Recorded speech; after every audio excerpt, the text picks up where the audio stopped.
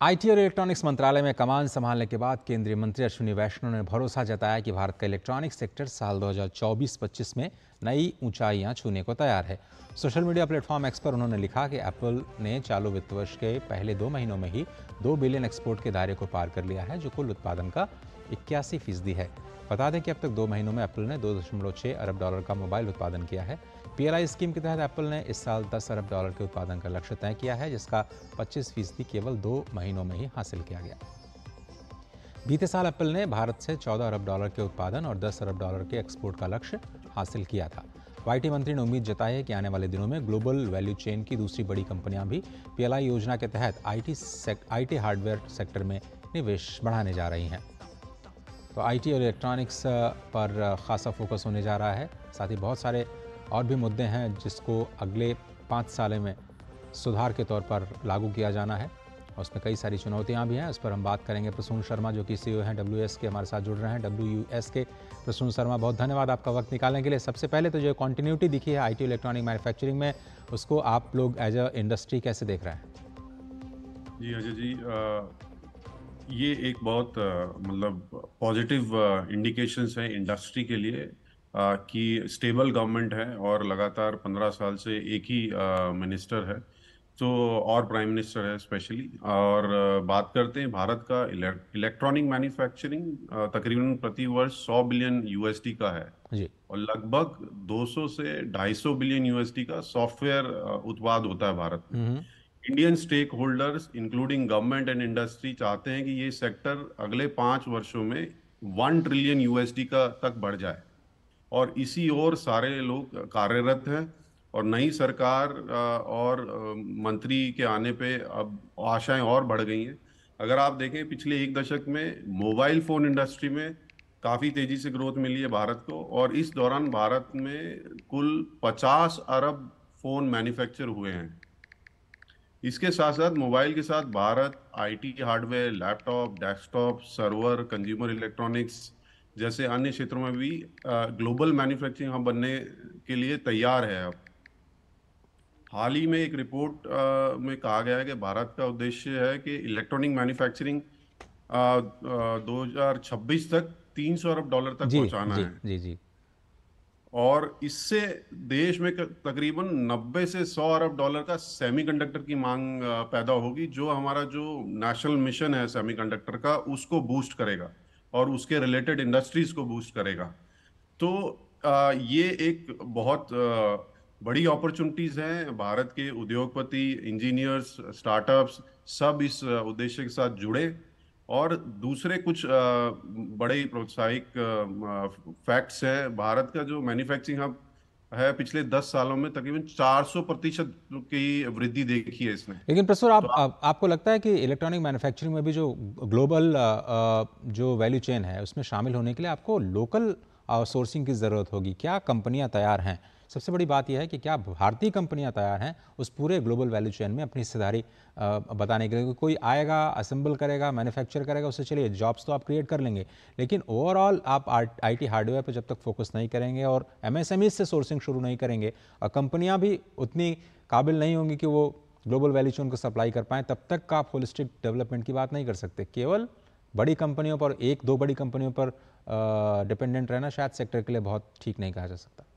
जी अजय जी, मैं बिल्कुल सहमत हूँ आपसे। और अगर आप हमारा घरेलू बाजार देखें अगले 5 सालों में ये 65 अरब से बढ़कर $180 अरब का होने जा रहा है इलेक्ट्रिक मैन्युफैक्चरिंग में। और हमारे एमएसएमईज भी काफ़ी सुदृढ़ हुए हैं, और एमएसएमईज ने एक हमारे मिनिस्टर से ये मांग भी करी है कि पीएलआई रिलेटेड जो स्कीम्स हैं वो इलेक्ट्रॉनिक कंपोनेंट्स जैसे और वियरेबल्स में जैसे ये हेल्थ वॉचेज और हैं, और ऑडिबल्स जैसे आपके ईयर प्लग्स और ये सब जी हैं, जैसे बड़ी कंपनीज बोट जी। जैसे काम कर रही हैं। तो अगर उनको भी पीएलआई रिलेटेड सपोर्ट मिला तो इससे 300 से 400 गुना वृद्धि होगी हमारे एमएसएमई मैन्युफैक्चरिंग कैपेसिटी में अगले 5 से 7 सालों में।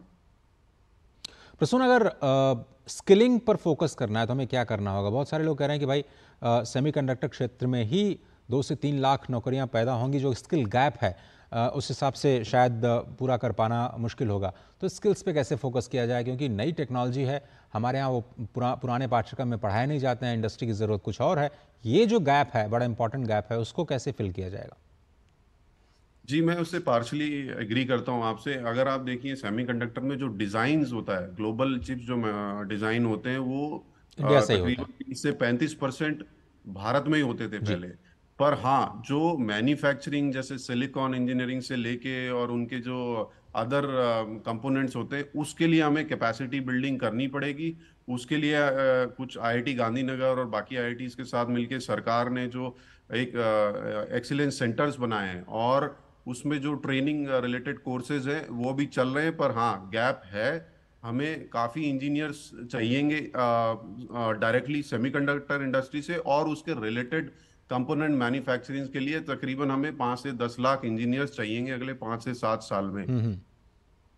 अब थोड़ा स्टार्टअप्स की बात कर लेते हैं। स्टार्टअप्स को लेकर के, स्टार्टअप्स को इस वक्त क्या चुनौतियों का सामना करना पड़ रहा है? जब इतनी बड़ी कंपनियां आ रही हैं, कैसे अपने आप को वो स्केल अप कर पाएंगे, या फिर आगे की राह क्या दिखती है, ख़ास तौर पर टेक सेक्टर में? टेक सेक्टर में खासकर हार्डवेयर मैन्युफैक्चरिंग में स्टार्टअप्स को थोड़ा और सपोर्ट चाहिए, क्योंकि हार्डवेयर रिलेटेड स्टार्टअप्स को पहले प्रोडक्ट बनाने में 1 से 2 साल लगते हैं, फिर उसको मार्केट टेस्ट करने के लिए 1 और साल लगता है। तो 3 से 4 साल लगते हैं एक स्टार्टअप को जो कि हार्डवेयर ओरिएंटेड है और हाईटेक इंडस्ट्री में काम कर रहा है। और उसके साथ साथ उनको रियल प्रोजेक्ट्स भी मिलने चाहिए। जैसे डिफेंस सेक्टर में एक आईडेक्स करके प्रोग्राम चल रहा है जिसमें काफ़ी स्टार्टअप्स को सपोर्ट दिया है। ऐसे ही बाकी कंज्यूमरेबल सेक्टर्स, और इसमें भारत सरकार को पहल करनी चाहिए। और कुछ स्टार्टअप्स ऑलरेडी उसमें काम कर रहे हैं सरकार की सपोर्ट से। जैसे ग्रांट इकोसिस्टम है बहुत अच्छे तरीके से, अगर हमें पेटेंट लेना पड़ता है तो उसकी भी ग्रांट या सपोर्ट दी जाती है भारत सरकार से। पर अब प्रोजेक्ट्स रिलेटेड सपोर्ट भी मिलना चाहिए, खासकर टीयर 3 टीयर 4 सिटीज के जो स्टार्टअप्स हैं उनको दिक्कत होती है गवर्नमेंट प्रोजेक्ट्स या बड़े प्रोजेक्ट्स लेने के लिए। तो वो अगर प्रोजेक्ट्स करेंगे तो हमारी एमएसएमई और जो टीयर 3 टीयर 4 सिटीज में जो इंडस्ट्री या जॉब रिलेटेड एम्प्लॉयमेंट बढ़ाना चाह रहे हैं वो जरूर बढ़ेगा। क्योंकि अगर आप देखें 70 से 80% स्टार्टअप्स अब जो रजिस्टर हो रहे हैं वो टीयर 3 टीयर 4 सिटीज से हो रहे हैं। हम्म। तो ये इसके मल्टीफोल्ड इम्पैक्ट पड़ेंगे अगर इनको प्रोजेक्ट्स मिले स्टेट गवर्नमेंट से लेके स्टेट सेंट्रल गवर्नमेंट तक। इसमें कुछ प्रयास ऑलरेडी हो रहे हैं, जैसे ई जैम के थ्रू अब स्टार्टअप्स को प्रोजेक्ट्स मिलते हैं उनको रजिस्टर करने का। पर फिर भी उसमें थोड़ा प्रोसेस स्लो है।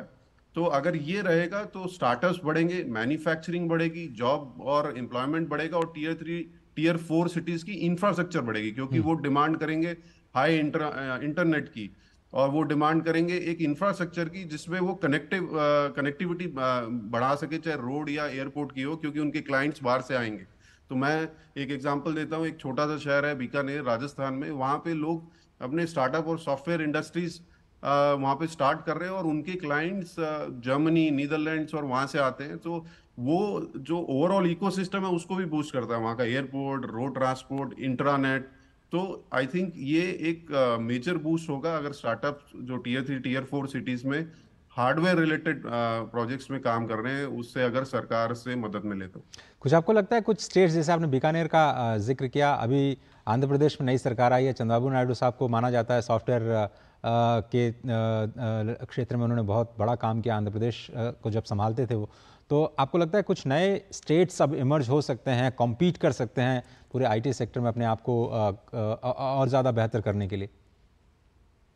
जी, चंद्रबाबू नायडू से काफी लोगों को, खासकर टेक रिलेटेड सेक्टर्स को, बहुत ज्यादा उम्मीदें हैं। वो टेक्नोलॉजी को समझते हैं, एंड वो बड़े पॉजिटिव वे में, जैसे उन्होंने पहले सबसे पहले इनोवेशन सोसाइटी स्टार्ट की थी अपनी लास्ट गवर्नमेंट में, और एक इंक्यूबेशन की जो एक चेन उन्होंने खड़ी करी थी। तो हमें लगता है कि अब बहुत बड़ा बूस्ट होगा, खासकर हार्डवेयर और सेमीकंडक्टर रिलेटेड स्टार्टअप्स के लिए। और चंद्रबाबू नायडू ये चाहेंगे कि उनकी जो ड्रीम सिटी अमरावती में एक बड़ा silicon valley style startup hub बने। और मुझे लगता है कि अगले से पहले 100 दिन में ही हमें ये अनाउंसमेंट्स सुनने को मिल सकती हैं, क्योंकि वो बड़े बुलिश है टेक रिलेटेड इकोसिस्टम और स्टार्टअप रिलेटेड इकोसिस्टम से। चलिए, फाइनली मेरा सवाल आपसे ये होगा कि जो आर्टिफिशियल इंटेलिजेंस है, पूरी दुनिया में इसको लेकर के बात हो रही है, उसको लेकर के नया ड्राफ्ट शायद कानून भी उस पर हम काम कर रहे हैं। क्या कुछ उम्मीदें हैं इंडस्ट्री की, खासतौर पर इस नए सेक्टर के लिए? एआई रिलेटेड जो ये ड्राफ्ट है, ना सिर्फ इंडस्ट्री, ये ग्लोबल डिप्लोमेसी के लिए भी काफी इंपॉर्टेंट है। अगर आप देखिए G7 में भी जो आउटरीच सेशन है एआई का, उसमें भारत को बुलाया गया है, तो ये हमारी इन्फ्लुएंस और कैपेबिलिटी दर्शाता है। तो इससे हमें खासकर उम्मीद ये है कि जो भारत जो है टॉप डेटा प्रोड्यूसिंग कंपनी है, इस दुनिया में सिर्फ दो ही देश है जिनकी 1 बिलियन प्लस पॉपुलेशन, वो है भारत और चीन। और जैसे ऑयल प्रोड्यूसिंग नेशंस हैं, आगे आने पर data producing Nations will be a critical resource for AI related solutions, और भारत उसमें बहुत अहम भूमिका निभाएगा, क्योंकि हमारी मेडिकल इंडस्ट्रीज जो हमने कोविड में या कोविन ऐप से किया, तो जी जी। वो जो डेटा है उसको रेगुलेट करके और ज्यादा से ज्यादा हमारे खुद के स्टार्टअप्स और हमारी होम ग्रोन इंडस्ट्रीज को मिले, तो बहुत बेहतर एआई सॉल्यूशंस हम निकाल पाएंगे। क्योंकि जब भारत बनाता है, वो पूरे विश्व के लिए बनाता है, बिल्कुल। चाहे वो फार्मेसी हो, चाहे वो टेक हो। जब दुनिया को जरूरत पड़ती है, तब भारत वो सॉल्यूशन प्रोवाइड बिल्कुल सही करता कहा आपने प्रसून जी, कि जो भारत का मॉडल है वो पब्लिक डिजिटल पब्लिक इंफ्रास्ट्रक्चर पर बेस्ड है, बल्कि और जबकि जो दूसरे वेस्टर्न इकोनॉमीज हैं वो कॉरपोरेट एंटिटीज़ पर बेस्ड होती हैं और प्रॉफिट पर फोकस करती है। बहुत धन्यवाद। वक्त मेरे पास इतना ही आज इकोनॉमी टुडे में चर्चा के लिए बहुत बहुत शुक्रिया आपका। इकोनॉमी टुडे के आज के इस अंक में सिर्फ इतना ही, लेकिन खबरों का सिलसिला लगातार